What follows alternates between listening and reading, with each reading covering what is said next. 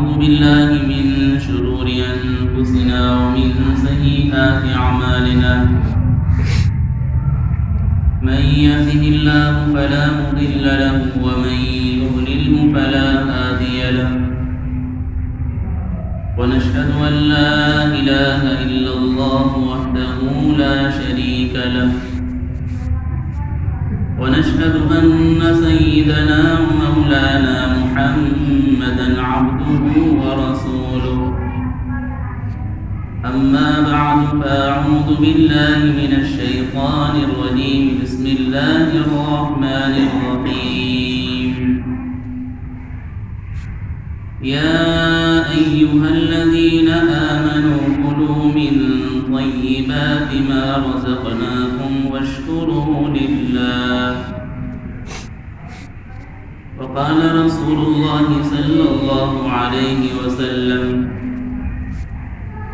التاجر الأمين مع الصدوق التاجر الصدوق الأمين مع النبيين والصالحين والشهداء أو كما قال عليه الصلاة والسلام. درود شریف پڑھیں. اللهم صل على سيدنا محمد وعلى آل سيدنا محمد وبارك وسلم.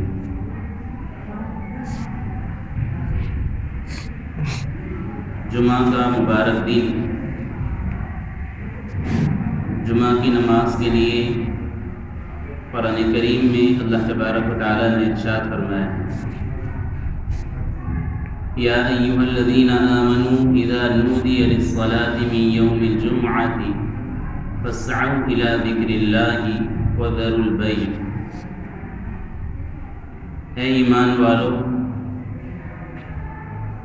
جب نماز کے لیے ندا لگ جائے یعنی اذان دے دی جائے، فاسعوا الی ذکر اللہ، تو اللہ تعالیٰ کے ذکر یعنی نماز کی کوشش کی طرف لگ جاؤ. وذروا البیع، اور خرید و فروخت کو چھوڑ دو. پہلے خطبہ سے پہلے ایک اذان ہوتی تھی اور خطبہ ہوتا تھا. مدینہ کا جب علاقہ بہت زیادہ بڑھ گیا، حضرت عثمان ابن عفان رضی اللہ عنہ نے اپنے زمانے میں ایک اذان جو پہلے ہم لوگ دیتے ہیں، یہ اذان حضرت عثمان رضی اللہ عنہ نے شروع کروائی، اور پھر اس کی اذان سارے لوگوں تک پہنچتی تھی، کیونکہ دوسری اذان جو ہوتی ہے خطبے کی وہ خطیب کے بالکل قریب دی جاتی ہے. اس اذان کی آواز بہت سارے لوگوں تک نہیں پہنچتی تھی. مدینہ کا علاقہ جب بڑھ گیا تو حضرت عثمان ابن عفان رضی اللہ عنہ نے جمعہ کی پہلی اذان شروع کروائی، اور وہ پہلی اذان ہی اسی حکم کے اعتبار سے ہے کہ جب اذان ہو جائے تو اذان کے بعد میں خرید و فروخت اور لین دین ناجائز ہو جائے. بعض جگہوں پر مسجد کے دروازوں کے قریب ہی جمعہ کے دن عطر فروش، سرما فروش، ٹوپی والے، کبھی کوئی اور چیزیں مسواک وغیرہ لے کر کھڑے ہوتے ہیں. ان لوگوں کو بھی مسئلہ بتلانا چاہیے. جمعہ کی جب پہلی اذان ہو جائے تو اس کے بعد لینا اور دینا دونوں ناجائز ہو جائے. خرید اور فروخت دونوں منع کر دیا گیا ہے. اس سے بچنا چاہیے، اعتراض کرنا چاہیے. حضور اکرم صلی اللہ علیہ وسلم کے زمانے میں ابتدا میں جب جمعہ کی نماز ہوتی تھی تو پہلے نماز ہوتی تھی، بعد میں خطبہ ہوتا تھا. ایک مرتبہ نبی کریم صلی اللہ علیہ وسلم نے جمعہ کی نماز پڑھائی اور اس کے بعد خطبہ آپ نے دیا. خطبے کے درمیان ہی مدینہ میں دحیہ ابن خلف نامی ایک شخص بہت بڑا تجارتی قافلہ لے کر آیا، جس میں بہت سارا سامان، اور مدینہ کے حالات اس وقت صحیح نہیں تھے، سامان وہاں زیادہ ملتا نہیں تھا. اور اس کا جو تجارتی قافلہ آتا تھا اس میں ساری ضروریات کی چیزیں ہوتی. وہ اپنا تجارتی قافلہ لے کر آیا اور اس نے ایک آواز لگائی. اس کی آواز سن کر خطبے کے درمیان سے ہی لوگ وہاں پر بھاگنے لگے، جانے لگے، یہاں تک کہ چند ہی صحابہ رضی اللہ عنہم حضور صلی اللہ علیہ وسلم کے سامنے خطبے میں رہے. اس وقت قرآن کریم کی آیت نازل ہوئی تھی وَإِذَا رَأَوْا تِجَارَةً أَوْ لَهْوًا انفَضُّوا إِلَيْهَا وَتَرَكُوكَ قَائِمًا. جب تم لوگ تجارت دیکھتے ہو، کوئی سامان دیکھتے ہو تو اس کی طرف ایسے بھاگتے ہو، اور نبی صلی اللہ علیہ وسلم کو یا قیامت تک اگر دیکھا جائے تو نماز کو، اللہ تعالیٰ کے حکم کو چھوڑ کر ادھر بھاگتے ہو. اور جو لوگ رکتے ہیں وہ یہ خیال نہ کریں کہ ہم لوگ اس سے رک گئے ہیں تو رکنے کی وجہ سے کہیں وہ سامان ہمارے ہاتھوں سے نہ نکل جائے. کہا گیا قُلْ مَا عِنْدَ اللَّهِ خَيْرٌ، کہہ دیجیے کہ اللہ تعالیٰ کے پاس جو ہے اس سے 1000 درجہ بہتر ہے، اور رزق دینے والا تو اللہ تبارک و تعالیٰ ہی ہے.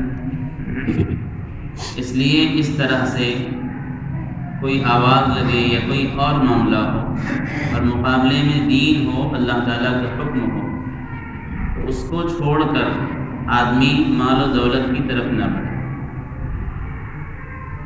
جہاں تک حلال کمائی کا تعلق ہے تو اسی میں قرآن کریم میں ہی اللہ تبارک و تعالیٰ خود ارشاد فرماتا ہے کہ جمعہ کی نماز کے لیے دوڑ کر آ جاؤ اور ذکر کے لیے کوشش کرو، نماز کے لیے کوشش کرو.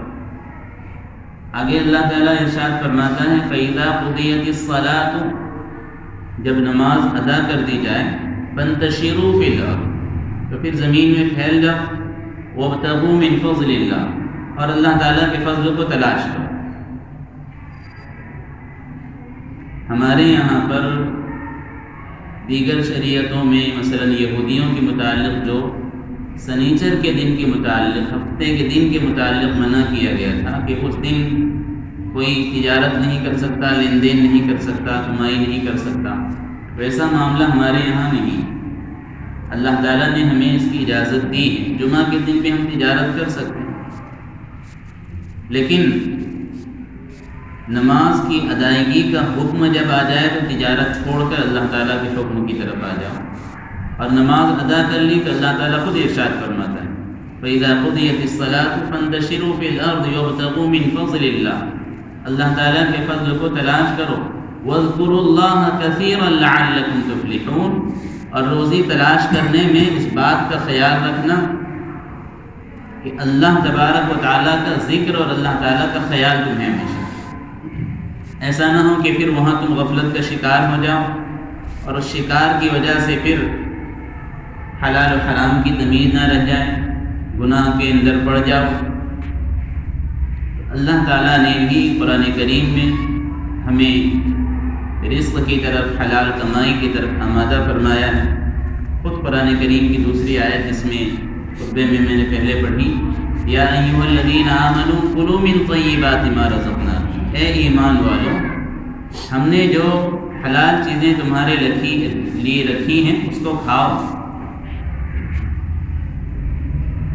نبی کریم صلی اللہ علیہ وسلم بھی ارشاد فرماتے ہیں التاجر الصدوق الامین، ایسا تاجر جو سچائی کے ساتھ تجارت کرتا ہو، امانت داری کے ساتھ تجارت کرتا ہو، اس کا حشر اللہ تبارک و تعالی انبیاء کرام علیہ الصلاۃ والسلام، صدیقین اور شہداء کے ساتھ فرمائیں. اتنا اونچا مقام اللہ تعالیٰ اسے عطا فرمائیں گے سچائی کے ساتھ اور امانت داری کے ساتھ تجارت کرنے والے کے. اس لیے نبی کریم صلی اللہ علیہ وسلم نے اس بات کا خیال رکھا کہ لوگوں کو تجارت کے اوپر آمادہ بھی کیا جائے اور تجارت کے روزگار بھی ہموار کیے جائیں.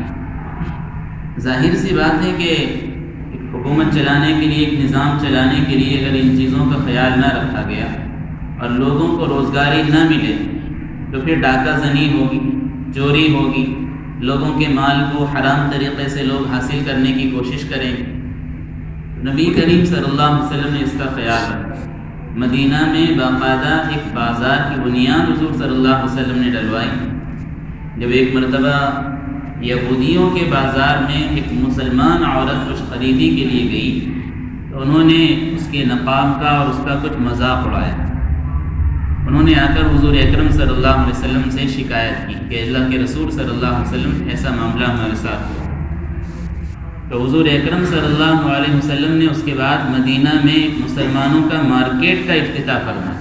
مسلمانوں کا مارکیٹ باقاعدہ بنیاد ڈالی اور صحابہ رضی اللہ عنہم کو آپ نے باقاعدہ فرمایا کہ وہاں سے خریدی کرو تاکہ اس کو بڑھاوا ملے، مسلمانوں کی تجارت کو، مسلمانوں کے مارکیٹ کو بڑھاوا ملے، اس کو آگے بڑھایا جائے۔ اور پھر گاہے بگاہے نبی کریم صلی اللہ علیہ وسلم باقاعدہ اس مارکیٹ کی نگرانی فرمایا کرتے تھے کہ لوگ تجارت کر رہے ہیں تو کیسے معاملات ہیں ان کے، کہیں کوئی دھوکہ تو نہیں دے رہا ہے، مال کوئی خراب لا کر کسی کو کسی طرح سے دھوکہ دینے کی کوشش کریں یا پھر حرام طریقے سے کوئی کام کریں۔ ایک مرتبہ نبی کریم صلی اللہ علیہ وسلم بازار میں تشریف لائے اور آپ نے ایک گیہوں کا ڈھیر دیکھا، اس میں نبی کریم صلی اللہ علیہ وسلم نے اندر ہاتھ ڈالا، ہاتھ ڈال کر اس میں سے گیہوں کچھ باہر نکالے تو اندر کے گیہوں گیلے تھے۔ باہر تو ظاہراً سوکھے نظر آ رہے ہیں لیکن اندر کے گیہوں گیلے نظر آ رہے ہیں۔ تو حضور اکرم صلی اللہ علیہ وسلم نے وہ گیلے دیکھ کر پہچان لیا کہ اس نے، سامنے والے نے، تجارت والے نے اس میں پانی اس لیے ڈالا ہے کہ وزن اس کا بڑھ جائے، اسے لوگ کرتے ہیں۔ تو حضور صلی اللہ علیہ وسلم نے فرمایا کہ جو شخص دھوکہ دے اس سے ہمارا کوئی تعلق نہیں۔ حضرت عمر رضی اللہ عنہ بھی ان کے زمانے میں جب نظام بہت زیادہ پھیل گیا تو باقاعدہ مارکیٹ قائم کرنے والوں کو، تجارت والوں کو حضرت عمر رضی اللہ تعالیٰ عنہ کی طرف سے یہ آرڈر ہوتا تھا، حکم ہوتا تھا کہ پہلے تجارت کے مسائل سیکھو، اس کے بعد تجارت کرنا اور مارکیٹ میں جائے۔ تجارت کا اگر مسائل پتہ نہیں ہے تو آدمی غلط کام کر سکتا ہے، حرام طریقے سے تجارت ہوگی تو ظاہراً محنت نظر آئے گی لیکن وہ حرام طریقے سے مال ہوگا۔ اللہ تعالیٰ نے بھی، نبی کریم صلی اللہ علیہ وسلم نے بھی ہمیں جس طرح سے زندگی کے دیگر طریقوں کے متعلق رہنمائی اور رہبری فرمائی ہے، تجارت کے متعلق بھی رہنمائی اور رہبری فرمائی ہے۔ حضور صلی اللہ علیہ وسلم کے پاس ایسے بھی معاملات آئے کہ صحابہ رضی اللہ عنہ میں سے بعض نے آ کر روزی کے متعلق، کسی نے کمائی کے متعلق، تجارت کے متعلق آپ کے سامنے مسئلہ دریافت کیا، شکایت کی کہ میں ایسا پریشان ہوں، ایسے ایسے معاملات۔ ایک روایت میں نقل کیا گیا ہے کہ حضور اکرم صلی اللہ علیہ وسلم کے پاس ایک صاحب آئے اور انہوں نے اپنی روزی کی پریشانی کے متعلق تذکرہ کیا۔ تو حضور اکرم صلی اللہ علیہ وسلم نے فرمایا کہ تمہارے پاس جتنا سامان ہے لے کر آ جاؤ۔ جو بھی چیزیں ان کی تھی، سامان گھر کا یا تجارت کے لیے کوئی چیزیں رہی ہوگی وہ منگوائی آپ نے۔ جب وہ لے کر آئے تو نبی کریم صلی اللہ علیہ وسلم نے اس سامان کی نیلامی کی، بیچا۔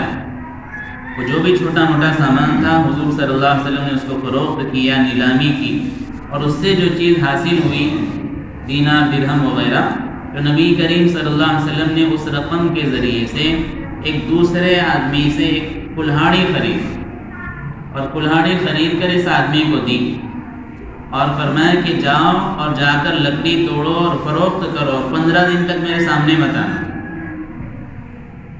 وہ گئے اور جانے کے بعد میں اسی طرح سے اپنی تجارت کی محنت میں لگ گئے۔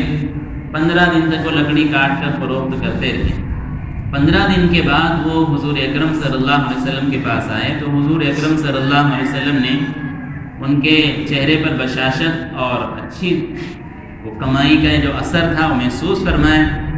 تو آپ نے ان کو قریب بلایا اور فرمایا کہ کیا یہ اس سے بہتر نہیں ہے کہ تو کسی کے آگے ہاتھ پھیلاتا اور دست درازی کی وجہ سے سیاہ دھبا قیامت کے دن تیرے چہرے کے اوپر ہوتا، مانگنے کی وجہ سے سیاہ دھبا تیرے چہرے کے اوپر ہوتا قیامت کے دن، کیا یہ اس سے بہتر نہیں کہ تو نے اپنی محنت سے کمائی کی، محنت مزدوری کی اور اس کے ذریعے سے تجھے یہ حاصل ہوا۔ تو حضور اکرم صلی اللہ علیہ وسلم صحابہ رضی اللہ عنہ کو رہنمائی فرمایا کرتے تھے کہ اس طرح سے کمانا ہے، اس طرح سے تجارت کرنا ہے۔ البتہ شرعی اعتبار سے چند چیزیں ایسی ہیں جن کو اللہ تعالیٰ نے، ہمارے آقا صلی اللہ علیہ وسلم نے منع فرمایا ہے، وہ بھی لوگوں کے اوپر کسی پر ظلم نہ ہو، حرام طریقے سے مال نہ کمایا جائے۔ اس لیے قرآن کریم میں فرمایا یا ایھا الذین آمنوا لا تأکلوا اموالکم بینکم بالباطل، باطل طریقے کے ذریعے سے تم ایک دوسرے سے کچھ کمانے کے لیے کوئی ترکیبیں مت بنایا کرو۔ ان باطل طریقوں سے جو نقصانات ہوں گے، خود کا بھی نقصان ہوگا، اللہ تعالیٰ کا غضب نازل ہوگا، مال میں کوئی برکت نہیں رہے گی، پریشانیاں رہیں گی، اور آخرت کا عذاب الگ رہے گا۔ تو ظاہری طور سے کچھ چیزوں میں نظر آئے گی محنت، لیکن اس محنت کے ساتھ شرعی اصول کے اعتبار سے حضور اکرم صلی اللہ علیہ وسلم نے جو رہنمائی فرمائی ہے، اس شرعی اصول کے اعتبار سے اس محنت کا انداز لگایا جائے گا اور اس چیز کو حلال و حرام کہا جائے گا۔ ورنہ صرف محنت اگر کہا جائے، سمجھے جائے جیسے آپ نے کہتی ہے کہ محنت تو ہم کرتے ہیں فلاں فلاں چیز کے اندر، تو پھر یہ چیز کیوں حرام؟ تو ظاہر سی بات ہے کہ کسی شخص کے گھر پر ڈاکہ ڈالنے والا بھی رات میں بیچارہ جاتا ہے تو اس کو بھی تو محنت کرنا پڑتی ہے۔ چوری کرنے والا کسی کے گھر کے اوپر جائے چوری کرنے کے لیے تو اس کو بھی تو محنت کرنا پڑتی ہے۔ گھر کے اوپر تو کوئی آرڈر جاری ہونے کی وجہ سے چوری نہیں ہو جاتی۔ اس طرح سے جو حرام طریقے کے ذریعے سے مال کمانے والے ہیں، محنت تو ان کو بھی ہوتی ہے، لیکن طریقہ غلط ہونے کی وجہ سے حرام۔ اس میں ایک چیز ہے قمار بازی، جس کو سٹہ بازی کہا جاتا ہے۔ جن لوگوں کو سٹہ بازی کی عادت پڑ جاتی ہے، وہ محنت مزدوری کر کے کچھ کماتے بھی ہوں تو ان کی پہلی سوچ ہوتی ہے کسی طرح سے جاؤں اور سٹہ لگا کر آ جاؤں۔ آپ لوگ خود جانتے ہیں کہ بہت سارے لوگوں کی جب عادت ایسی ہو جاتی ہے، پورا مال اس کا برباد ہو جاتا ہے۔ اور آج کل کی تجارت کے اعتبار سے بہت ساری چیزوں کا یہ حال ہے کہ اس میں اسی طرح سے معاملات ہو رہے ہیں۔ بعض چیزیں ہمارے عقل میں آتی ہیں، بعض ظاہری طور سے نہیں آتی، لیکن شرعی اصولوں کی بنیاد پر ان کو پرکھا جاوے، میچ کیا جاوے تو وہ چیزیں شریعت کے خلاف ہوتی ہیں۔ تو سٹہ بازی ایسی چیزیں ہیں جس کی وجہ سے اس کا نتیجے کے اعتبار سے خود بھی برباد ہوتا ہے، پورے معاشرے کو بھی بربادی کی طرف لے جاتا ہے۔ جو لوگ اس کے اندر مبتلا ہوتے ہیں تو ان کے اندر چاہت دن بدن بڑھتی جاتی ہے اور اس کی وجہ سے وہ ایک نتیجے کے طور پر بربادی کی طرف بڑھتے ہیں۔ آج دنیا کے ملک کے حالات دیکھیں کہ کس طرح سے ان کے حالات چل رہے ہیں۔ تو پہلی چیز ہے قمار بازی، سٹہ بازی۔ یہ چیزیں تجارت کے اندر جس طرح سے ہوں گی تو وہ چیزیں ساری کی ساری حرام ہو جائیں گی۔ اور آج مارکیٹنگ کے اعتبار سے، نیٹ ورکنگ سسٹم کے اعتبار سے بہت ساری تجارتوں کے اندر اسی طرح کے معاملات ہو رہے ہیں۔ ظاہری طور سے بندہ یہ سمجھتا ہے کہ میں تو اس طرح سے محنت کر رہا ہوں، میں تو فلاں کام کر رہا ہوں، لیکن حقیقی اعتبار سے نبی کریم صلی اللہ علیہ وسلم نے جو رہنمائی فرمائی ہے، قرآن کریم میں جو ارشادات فرمائے گئے، اس نتیجے کے اعتبار سے وہ چیزیں جائز نہیں ہوتی، حرام ہوتی ہیں۔ محنت کے باوجود وہ چیزیں حرام ہوتی ہیں شرعی اصولوں پر نہ ہونے کی وجہ سے۔ دوسری چیز ہوتی ہے رشوت۔ آدمی کبھی اپنا حق لینے کے لیے، کسی کا حق مارنے کے لیے، کسی کو ظلم و ستم کرنے کے لیے، کوئی اور چیز کسی کے حقدار کو حق سے ہٹانے کے لیے، بہت سارے معاملات جو آج کل ہوتے ہیں اس میں رشوت ایک بنیاد بن گئی۔ اور لوگ بعض دفعہ ایسا ہوتے ہیں کہ وہ سمجھتے ہیں کہ نہیں یہ تو میرا کام ہے، اس میں تو مجھے محنت کرنا پڑتی ہے۔ حدیث میں فرمایا گیا، حضور صلی اللہ علیہ وسلم نے ایک صحابی کو صدقات کی وصولی کے لیے منتخب فرمایا، اور وہ صدقات وغیرہ سارے وصول کر کے مال لے کر آئے مدینہ کے اندر۔ کچھ دنوں کے بعد تو وہ مال کے اندر سے تقسیم کرتے ہوئے کہنے لگے کہ یہ فلاں فلاں مال بیت المال کا ہے اور یہ فلاں چیز جو ہے مجھے ہدیے میں ملی۔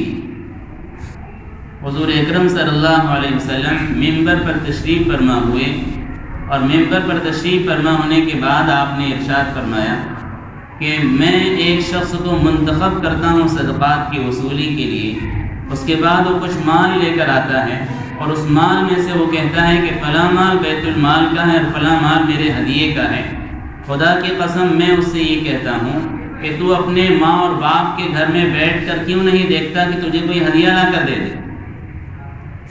تجھے جو آج ظاہری طور سے ہدیہ ملا ہے تو وہ اس مقام کی وجہ سے ملا ہے، اس مقام کی وجہ سے ملا ہے، تو اس مقام کے اعتبار سے وہ چیز تجھے گمراہی کی طرف لے کر جائے. حضور صلی اللہ علیہ وسلم نے فرمایا کہ وہ چیز تمہیں اس معاملے کی وجہ سے ملی، وہ بھی تمہیں جمع کرانا پڑے گا، بیت المال کا معاملہ ہے. اور آج کل بہت سارے لوگ بیچارے سمجھتے نہیں، کہتے ہیں کہ ہم کو تو فلاں کام کرنا پڑتا ہے، فلاں سے ملنا، فلاں سے کرنا، فلاں اس طریقے سے ہے. تو اس طرح سے رشوت کے لین دین کے اندر وہ شریک ہوتے ہیں، دن رات ان کا یہی کام ہوتا ہے. ظاہری طور سے سمجھ رہے ہیں کہ وہ ہم لوگ محنت کر رہے ہیں، لیکن حقیقی اعتبار سے، نتیجے کے اعتبار سے وہ حرام ہوتی ہے. تو حضور صلی اللہ علیہ وسلم نے اس کے متعلق بھی ارشاد فرمایا، الراشی والمرتشی، رشوت لینے والا اور رشوت دینے والا دونوں کے اوپر نبی کریم صلی اللہ علیہ وسلم نے لعنت فرمائی، اور فرمایا اللہ تعالیٰ بھی لعنت پیش کرے. تیسری چیز ہے سود. سود کے اندر جو معاملات ہیں اکثر لوگ جانتے بھی ہیں کہ پیسوں کے ذریعے سے پیسہ کمانا.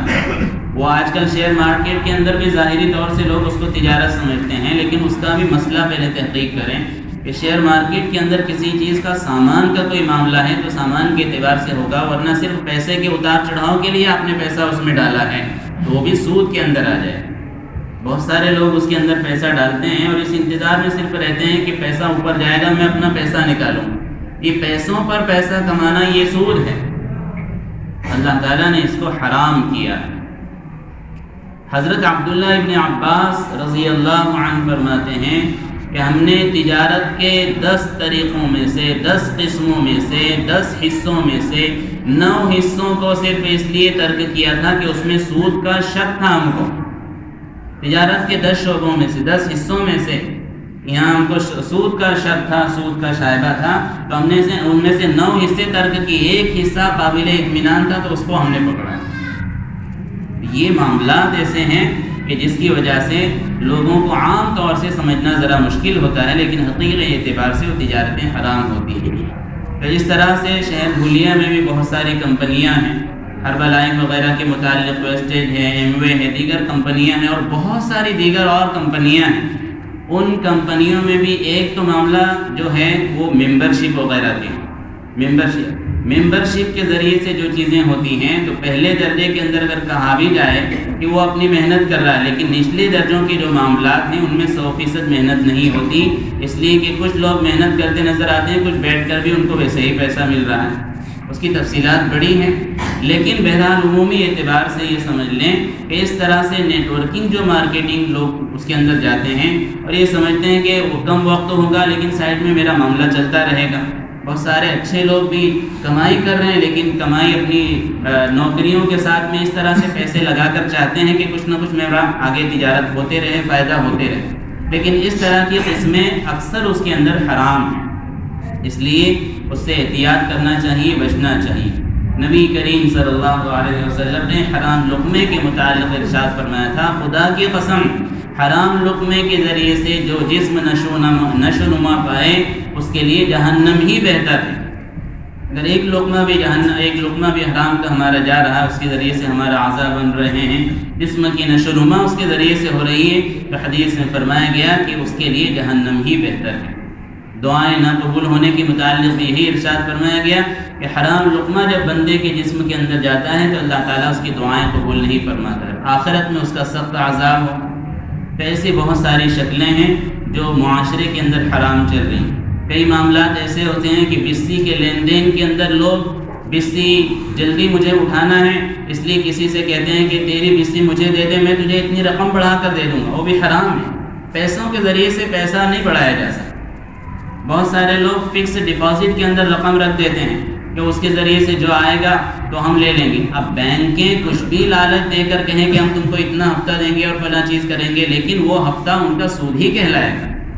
آج کل بہت ساری ایڈورٹائز موبائلوں کے اوپر بھی آتی ہے، اتنے لاکھ روپیہ آپ رقم رکھ دیجیے اور اتنے ہزار پینشن آپ کو ملے گی. وہ پینشن بھی آخرت کا ٹینشن ہوتا ہے. 1 درہم بھی اگر ہم نے لے لیا، اس کا حدیث میں فرمایا گیا اپنی سگی ماں سے 35 مرتبہ یا 33 مرتبہ زنا کرنے کے برابر، اور اس کی حرمتیں پورے معاشرے کو لے کر تباہ و برباد کرنے والی. اس لیے ان چیزوں سے ہم بچیں. بہت سارے لوگوں کا یہ حال ہے. تجارت میں کئی لوگوں کی یہ شکایتیں آتی ہیں، مسئلہ پوچھنے کے لیے آتے ہیں کہ لوگوں کا یہ حال ہے کہ رقم تو لگانا چاہتے ہیں تجارت میں، لیکن شرط یہ لگاتے ہیں کہ ہم نقصان میں شریک نہیں رہیں. بہت سارے اچھے اچھے لوگوں کا یہ حال ہے کہ رقم بہت سارے لوگوں کو تقسیم کر کے رکھیں تجارت کے نام پر، اور نقصان ہوگا تو صاف طور سے کہتے ہیں نقصان کے اندر ہم نہیں رہیں گے، ہم کو فکس اتنا لا کر دے دو۔ اس کے اندر فکس کیا جانا یہی حرام ہے۔ آپ کوئی تجارت کر رہے ہیں، تجارت کرنے کے اندر نفع ہوگا تو نفع کے اندر بھی شریک رہنا پڑے گا، نقصان ہوگا تو نقصان کے اندر بھی شریک ہونا پڑے گا، اور نفع کے اندر جو معاملہ جس نے جتنی رقم ملائی بیٹھ کر اس کا شرعی اعتبار سے طے کیا جائے، اور جتنا 1 روپیہ آیا تو 1 روپیے میں 50 پیسے اس کے، 50 ہمارے، 10 آئے تو 5 ہمارے، 5 اس کے، نفع نقصان بڑھتا رہے گا۔ لیکن فکس اماؤنٹ اگر کر دی گئی کہ میرے اتنے لاکھ روپے دے دو، مہینے کے 3000 5000 2000 جو بھی مجھے دے دینا، یہ حرام ہو جائے گا۔ ایسی بہت ساری تجارتوں کے اندر ہم ملوث ہیں، وقت اتنا نہیں کہ تفصیلی بات آپ حضرات کے سامنے کی جائیں، لیکن بہت محتاط رہنے کی ضرورت ہے۔ عجیب معاملات ہو جاتے ہیں کہ ہم لوگ اتنی محنت کرتے ہیں اور محنت کے باوجود اگر حرام کمائیں، کتنی غلط بات ہو۔ جہاں ہم محنت کر رہے ہیں، محنت کرنے کے ساتھ میں مسائل دریافت کر لیا کریں کہ کہیں میں اس تجارت کے اندر کوئی حرام کام تو نہیں کر رہا ہوں۔ اس میں محتاط رہ کر ایک حرام لقمہ، ایک گلاس دودھ کے اندر ایک قطرہ پیشاب کا ٹپک جائے تو اس کو پورا نجس اور ناپاک کر دیتا ہے۔ ویسی حرام کی کمائی، ہماری ساری حرام کی کمائی کی وجہ سے اولاد کے اوپر بھی برے اثرات پڑتے ہیں۔ آج کل نوجوان لڑکے لڑکیوں کے جو معاملات ہیں اس کے اندر ایک اس کے اوپر جو اثر ہو رہا ہے، یہ حرام کمائی کا اثر بھی ہو رہا ہے۔ مسلمان لڑکیوں کی گمراہی کی شکایتیں، لڑکوں کی گمراہیوں کی شکایتیں، اس میں یہ حرام کمائی کا معاملہ بھی آ رہا ہے۔ ہم ان چیزوں کے بارے میں محتاط رہیں، محنت مزدوری ضرور کریں اللہ کے حبیب صلی اللہ علیہ وسلم کی تعلیمات کے مطابق، لیکن مسائل دریافت کرتے ہیں علماء سے، مفتیان کرام سے پہلے اس کی رہنمائی حاصل کریں، اس کے بعد کوئی قدم اٹھائیں۔ اللہ تعالیٰ سے ہم دعا کرتے ہیں اللہ تبارک و تعالیٰ ہمیں حرام کمائی سے، حرام روزی سے، حرام مال سے محفوظ فرماوے، حلال اور وسیع رزق اللہ تعالیٰ ہم تمام کو عطا فرماوے۔ وآخر دعوانا ان الحمد للہ رب العالمین۔